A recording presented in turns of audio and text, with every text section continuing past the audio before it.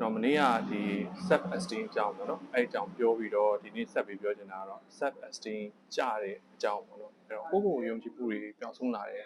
ဒီအသက်အရွယ်ဥမာ18ပဲရှိသေးတယ်ဒါပေမဲ့ကိုယ့်ကိုယ်မယုံကြည်တော့ဘူးအချိန်နဲ့ depression ရနေရဲ့ self esteem ဘာကြောင့်နည်းရလဲဆိုဖြစ်နိုင်တဲ့အကြောင်းအရာတွေကတစ်ခုကကျတော့belittle လောက်ခံရလို့ခေါ်ပေါ့နော် BLITTLE belittle တဘောကနှိမ်ပြောခံရတာအဲ့ဒီခုရင်းနဲ့လည်းမလုံလောက်သေးဘူးတဘောက little လောက်ခံရတာပေါ့နော်ဥပမာဆိုရင်အเจ้าမှာကိုကစာကြိုးစားတယ်စာကြိုးစားပေမဲ့လည်းဘယ်တော့နေအစင်ကတစ်ခါလေး100ရတစ်ခါလေး200ရပေါ့အဲ့လိုမင်းလောက်တာမလုံလောက်ဘူးမင်းဘာမှလည်းသုံးမကြပါဘူးလို့ပြောခင်အဲ့ဒါကိုကလည်းတစ်ဖြစ်အောင်ထပ်ကြိုးစားတော့လည်းမင်းကဒီเจ้าမှာပဲ100ရမင်းကိုပဲအထင်ကြီးမနေနဲ့ဒီမြို့နယ်အစင်နဲ့ရှင်နိုင်မင်းကဘာမှမဟုတ်လို့အဲ့လိုဘယ်တော့ကိုကကြိုးစားကို reward အလုပ်မခံရဘဲနဲ့နှိမ့်ပြီးပြောတာပေါ့နော်အဲ့ပြောခံရတယ်ကြာလာတော့အဲ့ကလေးတယောက်ကကြာ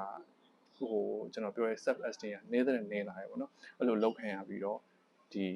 တခြား depression တွေပါတယ်childhood depression တွေစပြီးတော့ဖြစ်လာတာပေါ့နော်အဲ့တော့ကျွန်တော်ပတ်ဝန်းကျင်မှာလည်း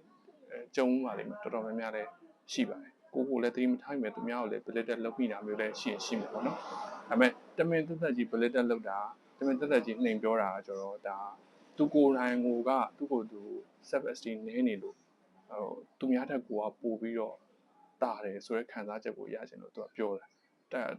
intentionally ပြောတာပေါ့နော်အဓိပ္ပာယ်ရှိရွေချက်ရှိနေကိုပြောကြတာပေါ့နော်အဲ့တော့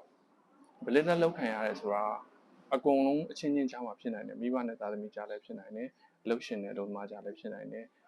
ဒီဆရာမနဲ့တပည့်ကြားမှာလည်းဖြစ်နိုင်တယ်ပေါ့နော်အဲ့တော့ belittle လောက်ခံရခဲ့ဘူးလားဆိုကိုပြန်ပြီးတော့စဉ်းစားပါတကယ်လို့လောက်ခံရဘူးဆိုရင်ဒီကျွန်တော်ပြောရဲ self esteem နည်းတာဆိုတာအတိအကျကြောင့်လည်းဖြစ်နိုင်တယ်ပေါ့နော်ဒါလေး